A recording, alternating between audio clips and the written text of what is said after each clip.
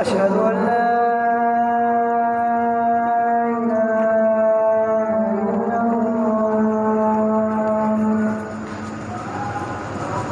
أشهد أن لا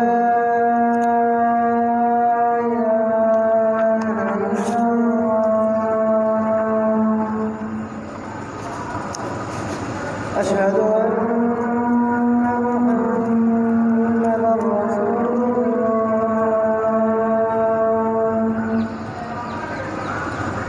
أشهد أن محمدًا رسول الله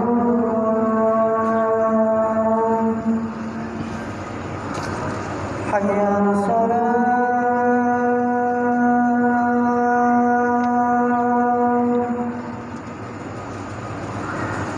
حي على الصلاة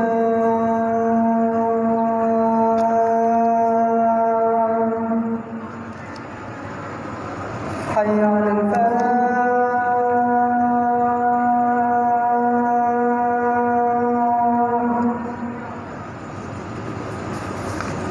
حي على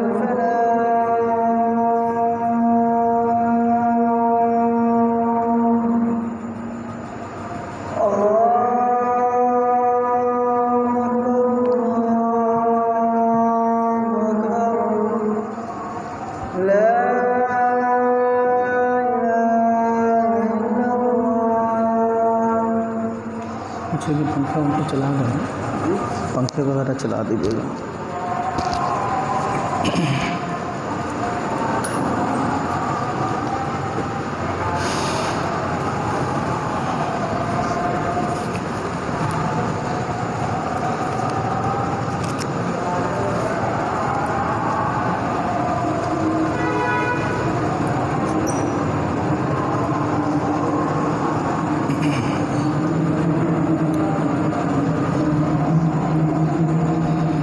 الحمد لله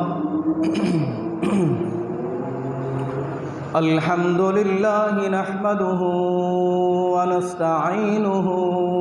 ونستغفره ونؤمن به ونتوكل عليه ونعوذ بالله من شرور أنفسنا ومن سيئات أعمالنا من يهده الله فلا مضل له ومن يضلله فلا هادي له ونشهد أن لا إله إلا الله وحده لا شريك له ونشهد أن سيدنا وسندنا وحبيبنا محمدًا عبده ورسوله أما بعد فإن خير الحديث كتاب الله وخير الهدي هدي محمد صلى الله تعالى عليه وسلم وشر الأمور محدثاتها فإن كل محدثة بدعة وكل بدعة ضلالة وكل ضلالة في النار قال الله تبارك وتعالى في محكم تنزيله أعوذ بالله من الشيطان الرجيم ويوم يعض الظالم على يديه يقول يا ليتني اتخذت مع الرسول سبيلا يا ويلتى ليتني لم أتخذ فلانا خليلا اللهم صل على محمد وعلى آل محمد كما صليت على إبراهيم وعلى آل إبراهيم إنك حميد مجيد اللهم بارك على محمد وعلى آل محمد كما باركت على إبراهيم وعلى آل إبراهيم إنك حميد مجيد رب اشرح لي صدري ويسر لي أمري واحلل عقدة من لساني يفقه قولي اللهم رب زدني علما تمام قسم کی تعریفات و تسبیحات و تحمیدات و تمجیدات، بزرگی، بڑائی، کبریائی اللہ وحدہ لا شریک احکم الحاکمین اسباب المسبب کے لیے لائق و زیبا ہیں۔ انگن لا تعداد اور بے شمار درود اور سلام جناب محمد الرسول اللہ صلی اللہ تعالی علیہ وسلم کی ذات اقدس و اطہر مبارک پر۔ مختصر سی حمد و ثنا کے بعد قابل احترام دوستوں، بزرگوں، بھائیوں، سننے والی میری معززات بہنیں اور میری معززات مائیں، آج کے اس مبارک دن میں میں آپ احباب کے سامنے جس عنوان کے تحت گفتگو کا ارادہ رکھتا ہوں وہ ہے انبیاء کرام کو مبعوث کرنے کا مقصد، انبیاء کرام کو بھیجنے کا مقصد۔ اللہ رب العالمین سے دعا ہے کہ اللہ پاک مجھے صرف اور صرف قرآن و حدیث کی روشنی میں بیان کرنے کی توفیق عطا فرمائے، اور اس کے بعد ہم سب کو اس پر عمل پیرا ہونے کی سعادت بھی عطا فرمائے۔ قابل احترام دوستوں، بزرگوں، بھائیوں، اس دنیا کے اندر انسان کو سیدھی راہ پر لانے کے لیے، اچھے اور برے کی تمیز کرنے کے لیے، حلال اور حرام کی پہچان کروانے کے لیے خالق کائنات نے ایک نہیں تقریباً 1,24,000 انبیاء کرام کم و بیش اس دنیا کے اندر مبعوث کیے، اور ان تمام انبیاء کرام کے آنے کا مقصد صرف اور صرف 2 کسوٹی پر مبنی تھا۔ نمبر 1، ان نخرج العباد من عبادت العباد الى رب العباد، کہ لوگوں کی غلامی سے نکال کر ایک اللہ کی غلامی کے اندر داخل کر دیا جائے۔ انبیاء اس وقت آتے رہے کہ جب لوگ بتوں کے پجاری بن چکے تھے اور اللہ کو چھوڑ کر من گھڑت قسم کے عقیدے بنا چکے تھے۔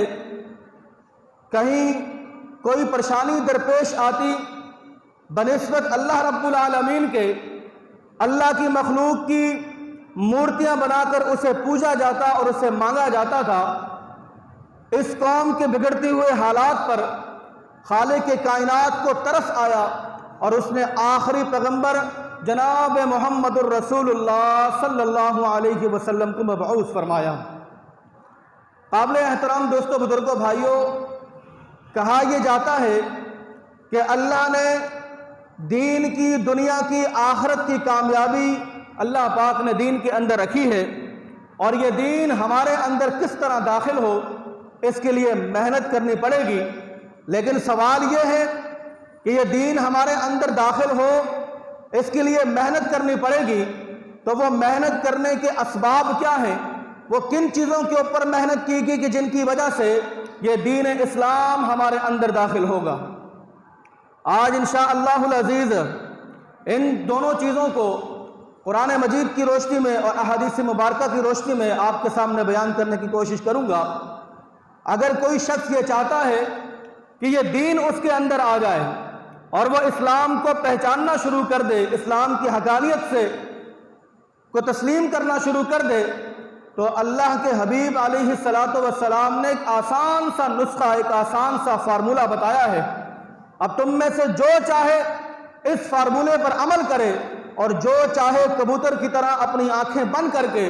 ان دونوں چیزوں کو پسے پش ڈال کر گمراہی کے راستے پر اور اپنے آباء و اجداد کے راستے پر گامزن ہو جائے، اللہ ان پہنچانے والوں کو نہیں پوچھے گا، بلکہ سوال ان سے کیا جائے گا کہ جن کے پاس ہدایت کا چشمہ موجود تھا، جن کے پاس قرآن اور حدیث رسول کا گلدستہ موجود تھا، لیکن سب کچھ ہوتے ہوئے بھی جنہوں نے انہیں پسے پش ڈالا، ان سے آخرت میں اس حوالے سے سوال کیا جائے گا، اور یہ آیت قرآن مجید کے اندر بھی موجود ہے۔ وہ دو چیزیں کون سی تھی؟ اللہ کے حبیب علیہ السلام نے فرمایا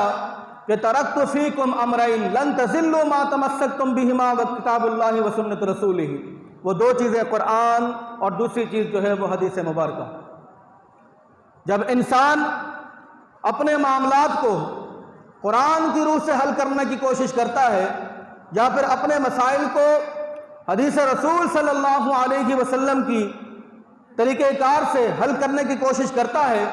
میں رب محمد کی قسم کھا کر کہتا ہوں، پھر اسے کسی درگاہ کی، اسے کسی مزار کی، اسے کسی اور ہستی کی ضرورت نہیں پڑتی ہے، بلکہ وہ قرآن کھولتا ہے یا حدیث کھولتا ہے اور اپنے مسائل کو جو ہے وہ حل کر دیتا ہے۔ لیکن اس کے ساتھ ساتھ جو لوگ ان چیزوں کو پسے پش ڈالتے ہیں،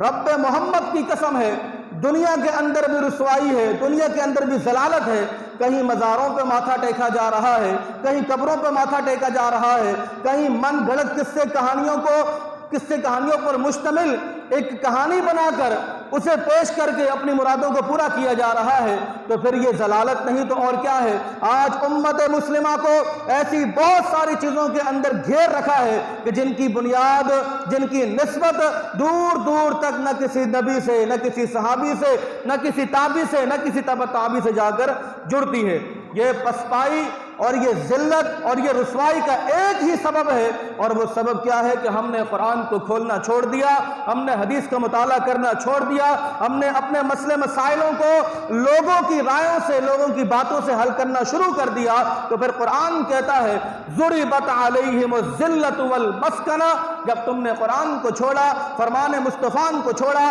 تو اللہ رب العالمین نے تمہارے رہنے پر، تمہارے سونے پر، تمہارے اوڑھنے اور بچھونے پر، تمہارے مسکنوں پر، تمہارے مکانوں پر اللہ پاک نے ذلت کے جو ہے وہ بادل بچھانا شروع کر دیے۔ میرے محترم بھائیوں، دوستوں، بزرگوں،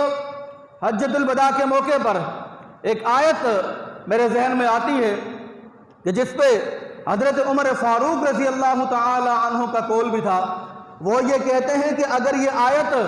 ہمارے سامنے نازل ہوتی تو ہم کبھی سجدے سے اپنی پیشانی کو نہ اٹھاتے، بلکہ ہم شکرانے کے طور پر اپنی پیشانی کو سجدے کی حالت میں رکھتے کہ جو آیتیں اللہ کے نبی علیہ السلام پر نازل ہوئی اور تم اس وقت وہاں پر موجود تھے۔ اور وہ آیتیں کون سی ہیں؟ خالق کے کائنات نے فرمایا کہ الیوم اکملت لکم دینکم واتممت علیکم نعمتی ورضیت لکم الاسلام دینا۔ جامعہ مسجد محمدی کے روشن ضمیروں، گبول ٹاؤن کے 5 وقتہ نمازی ساتھیوں، سن لو، دنیا کے اندر اللہ رب العالمین کی طرف سے بے شمار نعمتیں تم پر نشاور کی جاتی ہیں۔ جسم و جان کا صحیح سلامت ہونا، آنکھوں کا صحیح سلامت ہونا، ہاتھ اور پاؤں کا صحیح سلامت ہونا، اس کے علاوہ دنیا کا مال و متاع حاصل ہونا، دنیا میں کوئی پریشانی کا نہ ہونا، کوئی بیماری کا نہ ہونا، یہ بھی بہت بڑی نعمت ہے۔ لیکن رب محمد کی قسم، دنیا کی ساری نعمتیں، دنیا کے سارے عیش و آرام، دنیا کی ساری سہولتیں ایک طرف رکھ دی جائے اور ہدایت کی نعمت کو دوسری طرف رکھ دیا جائے، اللہ کے حبیب علیہ السلام کا فرمان کہ ہدایت کی نعمت ان تمام نعمتوں کے اوپر وزن ہو جائے گا، وزنی پڑ جائے گی۔ اسی طریقے سے اگر کوئی انسان बीमारी की हालत में है, परेशानी की हालत में है, गुर्बत व अफलास की हालत में है, भूख और प्यास की हालत में है, लेकिन अल्लाह रब्बुल आलमीन ने उसे हिदायत की दौलत से माला माल किया हुआ है, ईमान की दौलत से माला माल किया हुआ है। रब मोहम्मद की कसम, ये दुनिया की सारी आजमाइशें, तकलीफें, रंजो गम एक तरफ रख दिया जाए, उसकी ये हिदायत की नेमत, उसकी ये ईमान की नेमत इन तमाम चीजों के ऊपर भारी पड़ जाएगी, वजनी पड़ जाएगी। अल्लाह रब्बुल आलमीन ने फरमाया कि अल यौमा अकमलतु लकुम दीनकुम, आज मैंने तुम्हारे दीन को तुम्हारे ऊपर मुकम्मल कर दिया और मैंने तुम्हारे लिए दीन इस्लाम को पसंद कर दिया। जनाब मोहम्मदुर रसूलुल्लाह सल्लल्लाहु अलैहि वसल्लम ने हज्जतुल विदा के मौके पर इस आयत की तिलावत की, सहाबाए कराम से कहा, सहाबाए कराम से सवाल किया, कहो इस बात की गवाही दो क्या मैंने अल्लाह का दीन तुम तक पहुंचा दिया? सब यकजा होकर बोले, या रसूल अल्लाह, हम इस बात की गवाही देते हैं कि आपने अल्लाह का दीन सिद्क़ व अमानत के साथ हम तक पहुंचा दिया। फिर सवाल हुआ कि मैंने दीन तुम तक पहुंचा दिया? हाँ, पहुंचा दिया। तीसरी मर्तबा अल्लाह के हबीब अलैहिस्सलातु वस्सलाम ने अपनी शहादत की उंगली को आसमान की तरफ बुलंद करते हुए कहा कि सुन ले या अल्लाह, आज तेरी मखलूक क्या गवाही दे रही है, सुन ले या अल्लाह, आज तेरी मखलूक क्या गवाही दे रही है, मैंने सिद्क़ व अमानत के साथ तेरे भेजे हुए दीन को इन तक पहुंचा दिया। मेरे मोहतरम भाइयों, दोस्तों, बुजुर्गों, जब अल्लाह के नबी अलैहिस्सलातु वस्सलाम नबूवत रिसालत पर फाइज किए गए और लोगों के दरमियान जब आप तबलीग के मैदान में उतरे, तो यकीन जानिए अपने तो अपने, बेगाने और आसपास के तमाम लोग जो है वो दुश्मन बन चुके थे। और दुश्मन क्यों बने? क्योंकि अल्लाह के हबीब ये चाहते थे कि दीन इस्लाम इनके अंदर दाखिल हो जाए, ये जायज़ और नाजायज़ को पहचानने वाले हो जाएं, हलाल और हराम के अंदर तमीज़ करने वाले हो जाएं। इस बात पर हजरत शुएब की कौम ने, जनाब मोहम्मद रसूलुल्लाह की कौम ने और दीगर तमाम कौमों ने इन तमाम चीज़ों को रद्द करते हुए नबूवत को झुटला दिया और कहीं जादूगर कहा गया, कहीं बातों को जादूगर कहा गया, कहीं अल्लाह के नबी पर बहतान बांधे गए, महज इस वजह से कि कहीं दीन हमारे अंदर ना आ जाए। आज हम में से हर दूसरा बंदा दीन का दावेदार है, दीन का तलबगार है और दीन का दाई है और इस बात की दावत भी देता है कि दीन हमारे अंदर किस तरह आए, इसके लिए मेहनत की ज़रूरत है। तो आइए मैं आपको बताता हूं कि मेहनत किस चीज़ पे की जाएगी। अल्लाह के हबीब अलैहिस्सलातु वस्सलाम के मुताल्लिक कुरान कहता है, खालिक कायनात ने फरमाया, हुवल्लज़ी बअस फ़िल उम्मिय्यीन रसूलन मिनहुम यत्लू अलैहिम आयाति व युज़क्कीहिम व युअल्लिमुहुमुल किताब वल हिक्मा व इन कानू मिन क़ब्लु लफ़ी ज़लालिन मुबीन। मेरे मोहतरम भाइयों, दोस्तों, बुजुर्गों, जामे मस्जिद मोहम्मदी के रोशन ज़मीरों, अहले मोहल्ला, अल्लाह रब्बुल आलमीन ने इस उम्मत पर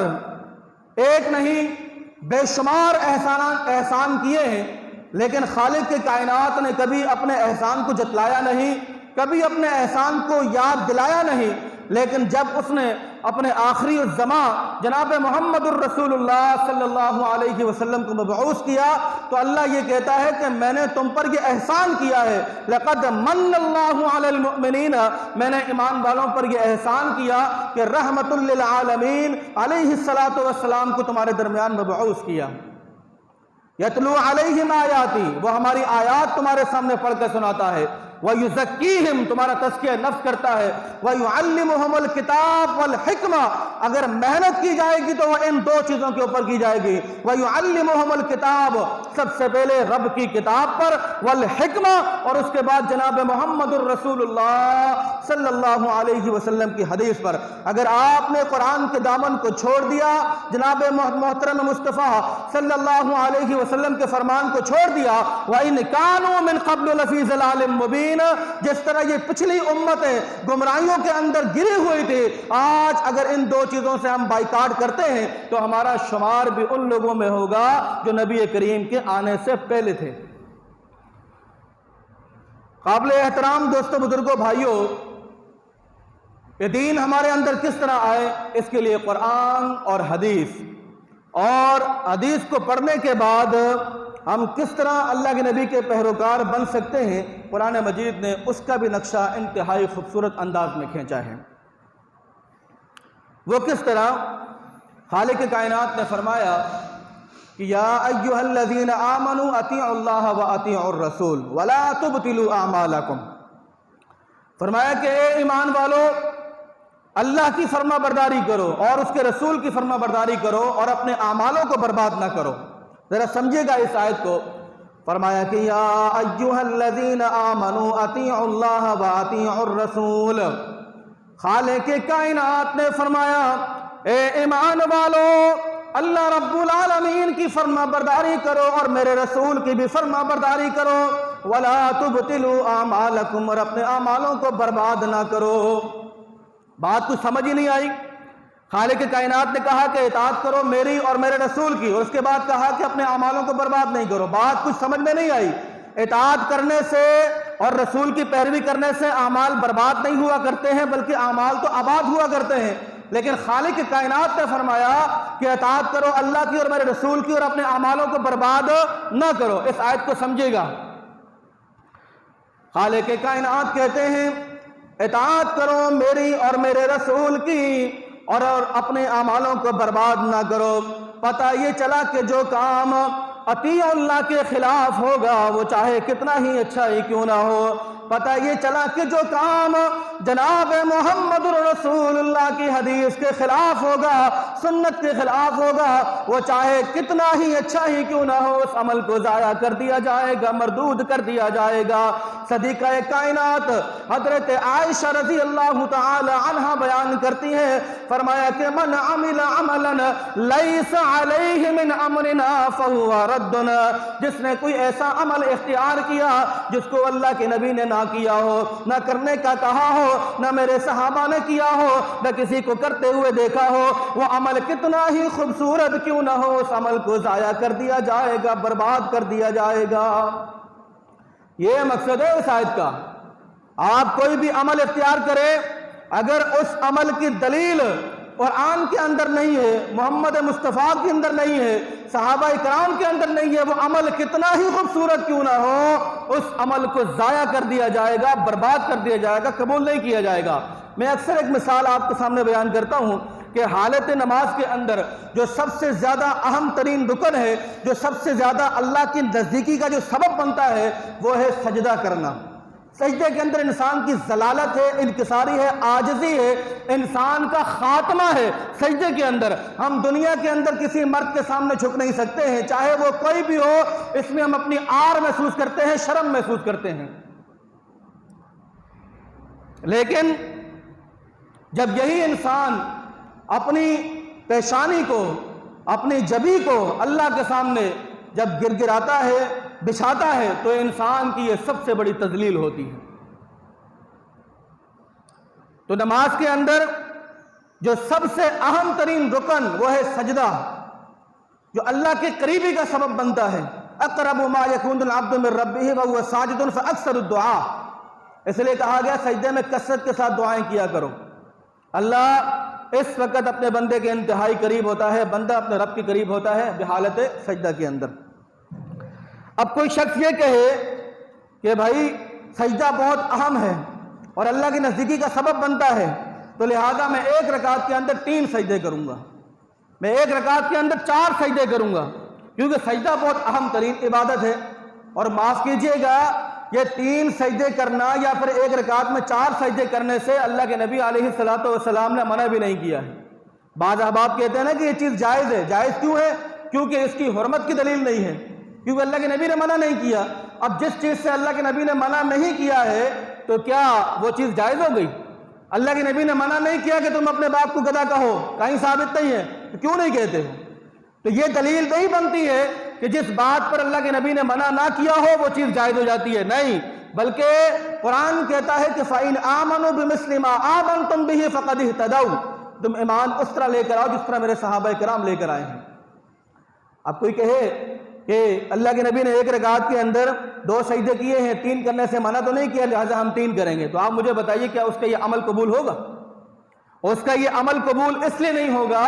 کیونکہ اللہ کے نبی نے 2 کیے ہیں اور یہ 2 کرنا ہی اللہ کے نبی کی طرف سے سنت ہیں. اب کوئی اس کے اندر اضافہ کرے، عمل بہت اچھا ہے لیکن اس کے اس عمل کو رد کر دیا جائے گا، اسے قبول نہیں کیا جائے گا.